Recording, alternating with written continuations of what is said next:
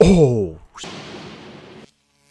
Hey everyone, it's Tiqqle, and in this video we're going over Warrior in the Tower using the good old Night Fae abilities. Now this is the first time I've been able to use Night Fae on the alpha for Warrior. They're rotating the Covenant abilities in the tower. Every day there's a new Covenant ability. So tomorrow is Necrolord, so you'll be seeing another video coming out about Warrior Necrolord abilities, but I'm doing it pretty much class by class. I'll be switching over between Arms, Fury, and Prot, but here's the deal. I mean, the way that it works is every Covenant has one ability that is for all classes, and then one ability that is class specific. And so today's Night Fae, the Night Fae zone isn't even open, so that's one really exciting thing for us. Our Argent isn't even open, so you can't even get it in the game. You just have to wait for the tower to rotate it. So as you probably already know all that. But anyway, guys, let's go ahead and get into it. I will show you the two new abilities. I'll be playing Fury in these base level towers, and we're just going to be showing off the new ability. So the new two abilities by the Night Fae. Now, here's the deal. Here's the class-specific ability. What does it say? It says, turn into a Vulpin, increasing movement speed by 30%. You may reactivate the soul shape to teleport 10 yards in front. Lasts 12 seconds or indefinitely while in a rest area. I'll show you what this looks like soon. Now, the other ability, I couldn't find it for a second because it kind of fits in, but slams the ground with your weapon, releasing a shockwave, dealing 3k nature damage, which is, by the way, that's actually a lot, and stunning up to 5 enemies for 1.5 seconds. Enemies struck take 600 nature damage every 2 seconds for 12 seconds, and transfers it to you as 6 rage. Every target transferring up to 6 rage. Enemy struck takes 600 damage every 2 seconds for 12 seconds. So that's 600 times 12. That's 720 damage on top of the 3.1k. That's about 4k. That's actually pretty decent. Only compare it to this. Dragon's Roar, which is on a 30-second cooldown, is 2.4k damage. Raging Blow says it's going to be, that's too complicated to read. 1k for Bloodthirst, but that's the deal. So those are the two abilities. It's pretty interesting. We'll see how it feels, because some Covenant abilities, in my opinion, per class, I don't know, sometimes they don't feel that exciting. Some Covenant abilities are just buffs. Some of them are, on use, rotational abilities like these are going to be, but we'll see. All right, so Whirlwind pulls 3 random mobs towards you. Let's do that one. Okay. All right, here we go. We're just going to go ahead and test it out. Use Battle Shout. I'm Fury for this. I did try to use Arms. Arms was actually a lot tougher. I'm not going to lie to you. All right, so let's go ahead. I'll show you what the Vulpin or the Vulpin form looks like. I'm a fox. And then if you use it again, you're going to dash forward, but you don't dash forward that far like it. Ready? That's it. That was 10 yards. It's not really that far, truthfully. I'm a little disappointed. I think it should be a little bit farther. I don't know how far Blink is. Chat, put it down below. I'll actually put it down below in the comments. And, we'll go from there. So now let's go ahead and use the Stomp ability. Ready? Oh, snap. That looks cool. All right, that was nice. And did I get... Okay, it transferred to Rage to me immediately, I guess. Or I guess maybe it transfers it if it gets the ticking dot on it. But I just destroyed those men. Wow. Okay. And it's on a 1.5 minute cooldown. Some Covenant abilities are on 3-minute cooldowns. Some of them are on 2-minute cooldowns. So that's not too bad. So let's go ahead. We're going to push through here. Let's see if we can get another use of that. So far, that seems to me like a pretty useful ability. The Warrior one for the... Kyrian is the spear that you put down on the ground. And guys, if you want me to do a different video where I show you all of the different ones all compiled together, let me know in the comments. Right now I'm just doing one video per Covenant ability just because there's a lot to look at and there's a lot to talk about, especially between the multiple specs that a class could have. Now some classes might be a lot simpler, but that's okay. All right, let's go ahead and let's see if we can find an elite mob. The elite mob will actually not die in a one shot. If we look at the health pool, that will die when I use this Ancient Aftershock. 3k damage. That's more than a Maw Rat, that's for sure. And it's not even like I have anything buffed from the tower right now.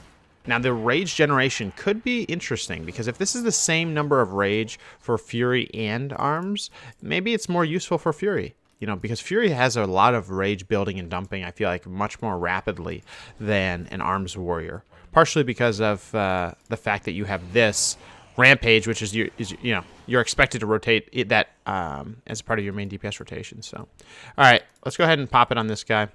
Let's pull him back. Oh, wrong button. Let's pull him back. I want to see this in all of its glory. All right, we'll kick him, and then we'll move him one more time. All right, here we go. Oh, can't kick that. All right, you guys ready? Here we go. Ready? There it goes. Oh, you can see the little things channeling towards me. See that? That's pretty cool. That's the rage. Yep. So it's continually giving me rage as the dot is ticking. Okay, that's pretty cool. So it doesn't.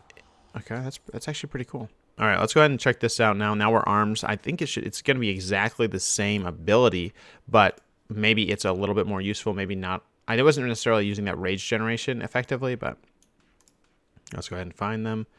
Ancient smash. All right. So the other thing is I found arms really difficult in the tower. When it first came out, I don't know if there's been any changes since, but for some reason I just found it pretty tough. And that was maybe because I was trying to do heroic. And right now this is just normal floors, and you like maybe need to ramp up with a few more abilities. But it's pretty interesting. Now, all right, let's go ahead and give this another go. Let's go ahead and see. All these mobs are going to get one shot. If you look at their health pool, okay, this one won't get one shot. So let's go ahead and nice. Now the stun is a short stun, but here's the reality. I mean, your other stuns are Stormbolt. Let's see what else. They don't even have the other cleaving. Shockwave is only Prot only. You can tell I'm a Kata warrior.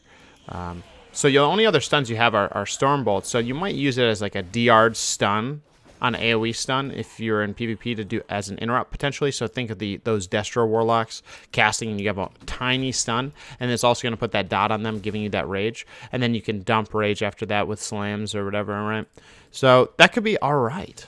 Now I will say this: it is a beautiful looking ability. Turning into a fox, it's nice, but I'm not sure of the use of that so far. But guys, put down in the comments, what do you think of this Covenant ability? The Night Fae, yeah, that is the Night Fae. So let me know down below. It would be good to know what you guys think, especially because there's a lot of different abilities people can go, and they vary so much between the different classes. And I actually think Warrior is going to be one of my alts in the next X-Pack as well, one of my main alts, just because of how diverse their skill sets are now, especially for PvP, because they've brought in Intervene and all the other abilities, Ignore Pain, with a lot more survivability possible. So, all right, let's go ahead and give this one more try. We're going to do the biggest pull ever known to man. Let's go. Let's go. We're probably gonna go down with this one, but I'm ready. Come back here. Come to Poppy. I also have Reflect. I should be using that. All right, ready? We're gonna give him the smash.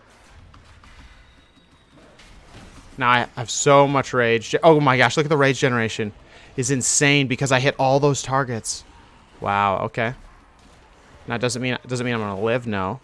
But that was crazy. Okay, so you're gonna be able to dump a lot. Now that's the thing. As arms, that's not I feel like as useful. As Fury, I could be dumping rampages and rampages and rampages. So let's do that one more time. Because I think it's gonna be just so good for Fury. And maybe it brings Fury back into the fold of PvP, but let's see. I mean, obviously you're not gonna be hitting 20 mobs with it, but in Mythic Plus, it could just start being a beast. All right, let's go ahead and get this Ancient Aftershock going on a lot of targets. See what it feels like. I'm gonna use it back here. I'm gonna use my heal right away. Alright, ready? Here we go, ready? We're gonna stack it on all that stuff. Then we're just gonna rampage. Don't have rampage back yet.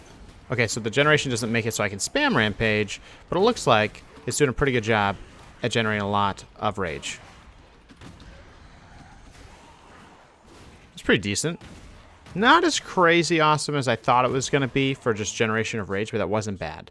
And I was able to use all my high rage spenders nonstop. But that's pretty cool, guys. The Night Fae ability, I think it has some legs. I think it has potential for Warrior, especially because I haven't seen. I mean, I don't know. The Lance is pretty cool, too. I haven't seen Necrolord. We're going to go to Necrolord tomorrow for Warrior. So as a Prot Warrior, this ability actually could be pretty useful. Why? Because it generates potentially a lot of rage on big pulls for Mythic Plus. So if it's generating that rage, you can use that Ignore Pain, which is only on a 1-second cooldown for Prot. So if we do this right, let's go ahead and get moving here. if we do this right, we should be able to do a lot of things to interrupt casts and disrupt the flow of the enemy mobs through using Shockwave, which is on a 40-second cooldown, and Ancient Aftershock. So I can basically be using these on every 40 seconds. I should have a stun or two, which is actually not too bad, especially if we're doing big pulls. So if we go up here, this has a good 20 seconds left. Ignore some pain. Go over here. Ignore some more pain. Now there's a lot of mall rats here, so I could probably just farm them like this and then get a lot of victory rushes. But let's just say, for example, we wanted to not do that. The shortest leap ever. And then here I could just apply that down. And I can just another shockwave after that, which is not the right order of using those abilities. But I'm actually generating a lot of rage on top of just normal generation. So it seems like it could be pretty useful for a warrior, as Prot warrior specifically. Now I haven't compared it to everything else. That'll probably be a separate video, but I wanted to make sure to give Prot a little bit of time in the sun, because I know sometimes protection classes, even where I've done it, I've skipped over Prot stuff. But so with that being said, guys, we'll see you in the next video or on stream every day, 9 p.m. Eastern Standard Time. Except for Sundays. Until then, guys, put it down in the comments what else you want to see. Take care. We show up in the party.